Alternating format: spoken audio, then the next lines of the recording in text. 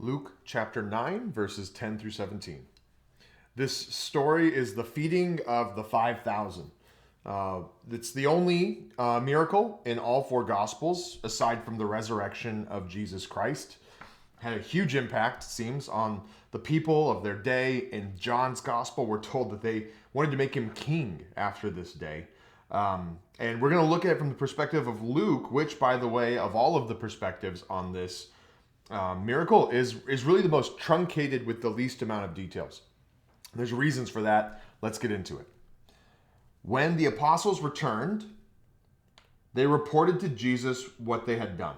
Let's just start there as the first thing that we're seeing in this. Verse 10. The apostles return and report. And really, this is the first part of 10. So this is 10a, if you will. Notice that what we just talked about first, when the apostles returned, this is returning from, and we should immediately ask the question, returning from what, right? And the answer is their first mission trip. So they want to come back and tell Jesus all of the crazy things they saw, the amazing things they did, how people received the gospel, maybe how they were turned away. They want to talk about how, even though they didn't bring any food and didn't bring any extra clothing, that God met all of their needs, that God's providence was just all over them, right? That's what they want to talk about. Notice as well that they get this title now, the Apostles. That's new, huh? In the beginning, they were called the 12. But here, now that they've been sent out, now they're apostles, literally the sent out ones. So that is just so cool. And obviously that title will stay on them for the rest of their lives. So when the apostles returned from their first mission trip, they reported to Jesus what they had done. And we could immediately begin to kind of feel just the excitement of coming back from your first mission trip, right? This is 10a. Here's 10b. Then, so after the reports begin, Jesus says, let's get away from here. He took them with him, and they withdrew by themselves to a town called Bethsaida. So let's go back to our plot arc. Verse 10b,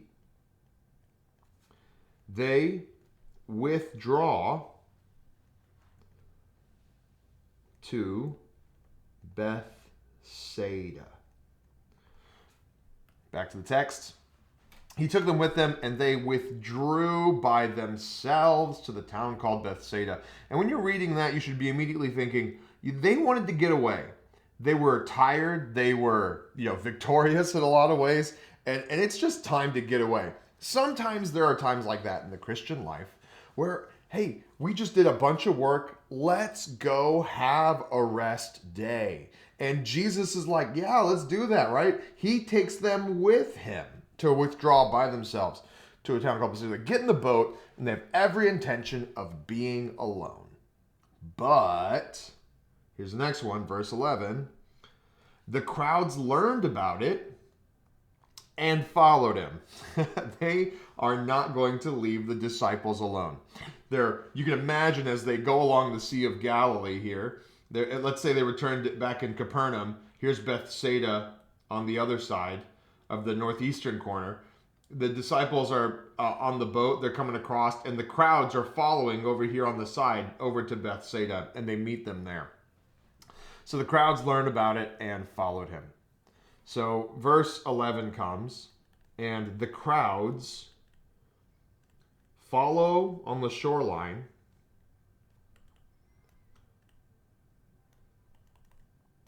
and let's use the right word here. They interrupt this rest day. This rest day for Jesus and the disciples is interrupted by literally thousands of people. One of the little questions we would ask right here in this moment, one of the questions we would ask is, how will Jesus respond to this? And the answer is found immediately. He welcomed them. He welcomed them with open arms. He said, hey, it's all right that you came on my rest day. I am welcoming you to be with me. And what does he do? He speaks to them about the kingdom of God, and he healed those who needed healing. That's the same color, so that's a little confusing. Let me change that to a different color.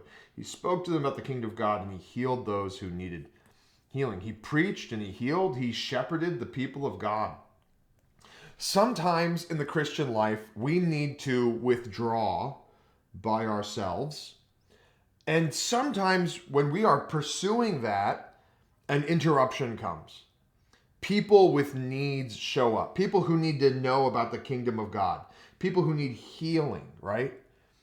What are we to do in those days, in those moments, in those times? Well, I would hope, brothers and sisters, that we, like Christ, would welcome those interruptions. And that is such a beautiful part of this text. So this is this first part, the crowds follow him. That's A. And here's this next one. Jesus heals them and welcomes them. That's 11b. So Jesus heals and welcomes and teaches. Jesus is not perturbed by this interruption. You can imagine that as they approach the shore, the disciples begin to say, oh, Jesus, are we really going to do this? Let's just get in the boat and keep going. And Jesus says, hey, guys, we wanted to get alone today, but hey, God's given us these crowds. We're going to go shepherd God's people. And they get out of the boat and they begin to minister.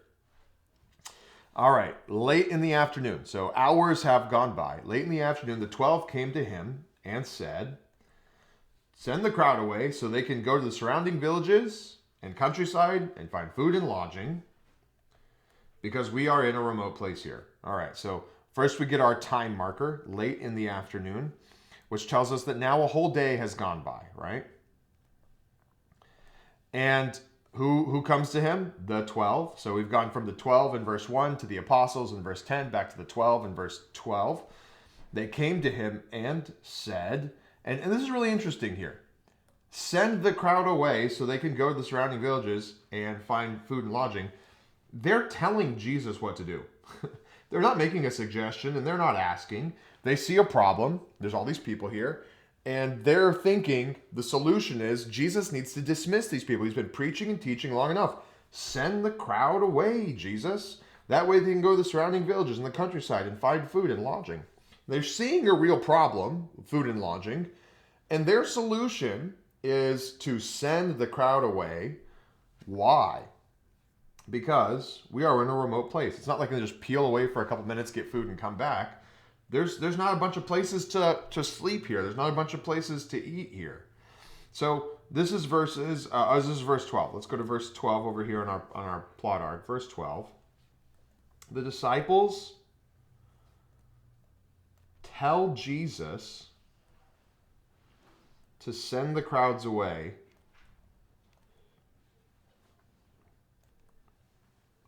for food. And what's so cool about this is you have to remember what just happened. You have to remember, oops, wrong way. You have to remember that the apostles have just returned from a mission trip where they didn't bring any food with them, where God provided food for them every single day.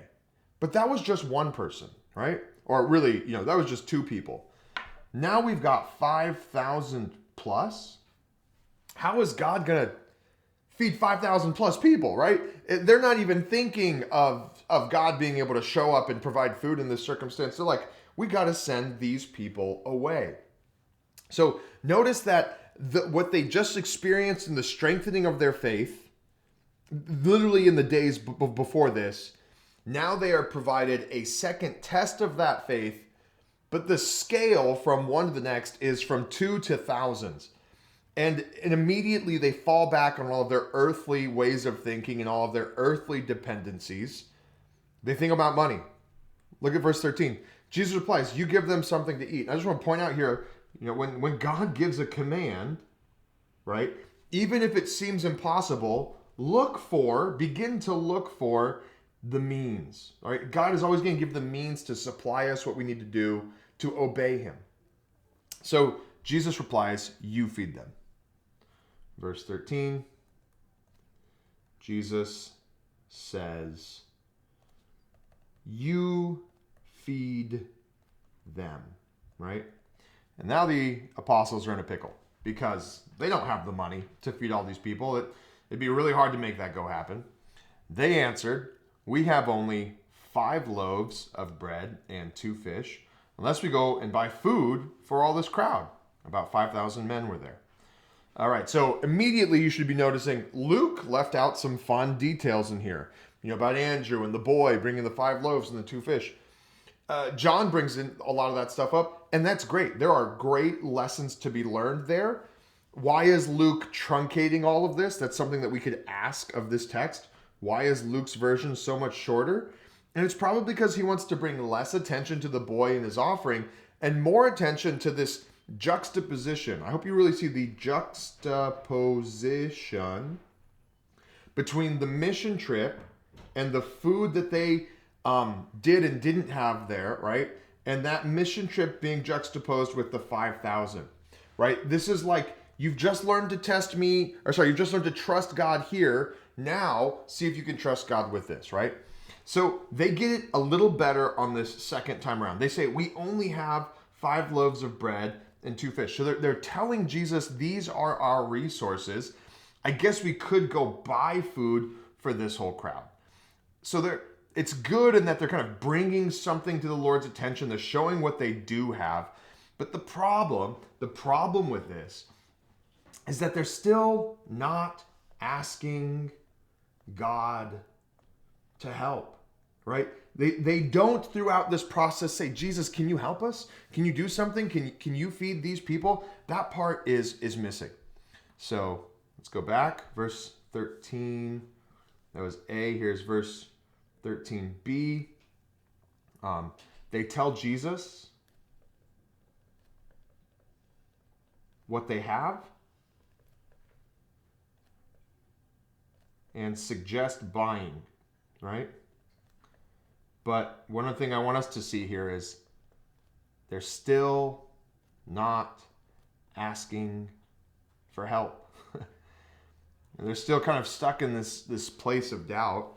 We get this extra piece here in verse 14, right? How many? We got 5,000 men, right? Plus the women and children.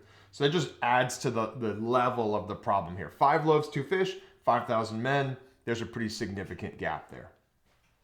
Okay, but, that's the next paragraph, begins with the word but. He said to his disciples, "Have them sit down in groups of about 50 each." So there's another instruction. Sit these guys down. The disciples did so, and everyone sat down. So there's some obedience there. And I'll just go back real quick to the plot arc.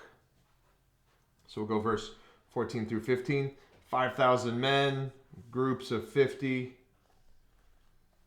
and disciples start to listen again. Disciples obey.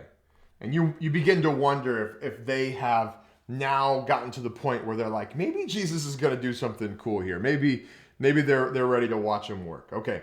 Taking the 5 loaves and the 2 fish and looking up to heaven, he gave thanks and broke them. Then he gave them to his disciples to distribute to his people. This is beautiful. First, he takes the 5 loaves and the 2 fish, what they do have. He brings what they do have, and he looks up to heaven. He goes to the Father. He models for them what we're supposed to do. Go to God the Father and give thanks. Say, not, "God, how could you only give me 5 loaves and 2 fish? But thank you for the 5 loaves. Thank you for the 2 fish. He breaks them to distribute, right? Then he gave them to his disciples to distribute to the people. And I love how Luke tells this story, because at this point you're thinking, okay, you still only got 5 loaves and 2 fish, right? This is kind of the high point of the tension, if you will, in this story. So I'll go kind of verse 16 here on the high point of the tension, and then 17 kind of follows all the way down. But 16 is they thank God and distribute the food. And you're kind of left, you could imagine if this story is being told to you, that you're just like, there's this silence here, this heavy silence. It's just like, okay, what happened? What happened? And then it's just this time skip to the end. They all ate. Everybody ate, and everyone was satisfied. And the disciples picked up 12 basketfuls of broken pieces that were left over, right? 12, I mean, immediately we just start thinking of the 12 tribes. This number keeps coming up. The 12 tribes, the 12 apostles. They all ate. They were satisfied, right? There's that beautiful picture of the Israelites eating manna in the wilderness. And whether people gathered a little or people gathered a lot, everybody had just the right amount to eat. Everyone's satisfied. What's different, right, between manna and this is that there's this overflow. There's this greater blessing here. So the miracle is this multiplication of food. Now, because we get this little bit of a time skip and we're not told exactly how this happens, many secular people have inserted their own ideas. We're wondering how. How did we get here? How did this happen?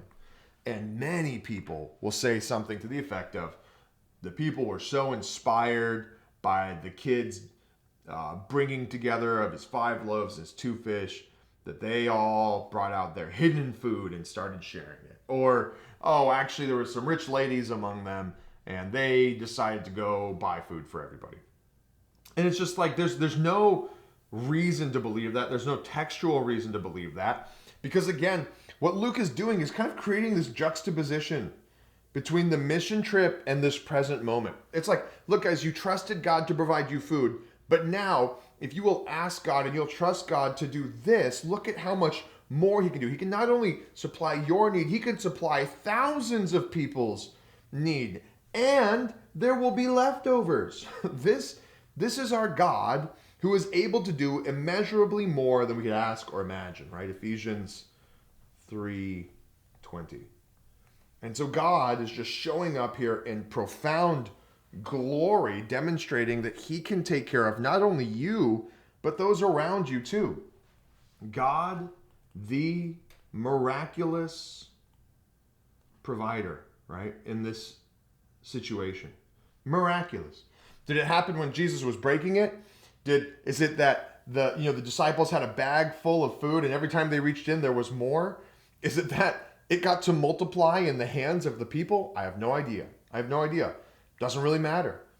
But God was the one who supplied this. There was leftovers, right? And back to this earlier point, like when God makes a command, he will also give you the means. He says, you feed them. What's happening in verse 17 is the disciples are feeding thousands of people, right? Where God gives a command, he will provide the means for that to take place. What we have to do is obey him. I don't know when the food started to multiply, but a part of me hopes that each one of those disciples went out with a little piece of bread and a little piece of fish, and it multiplied in their hands, simply as a means of growing their faith and growing their assurance, right? And this is just our God. I want us to see that he starts us small in the faith, and he builds and he builds and he builds, and as we're growing, we should have an increasing confidence in his power and his ability to provide. And so whatever the Lord is calling you to do, obey him, honor him, go and do it, and trust that he's going to provide more than you could possibly ask or imagine.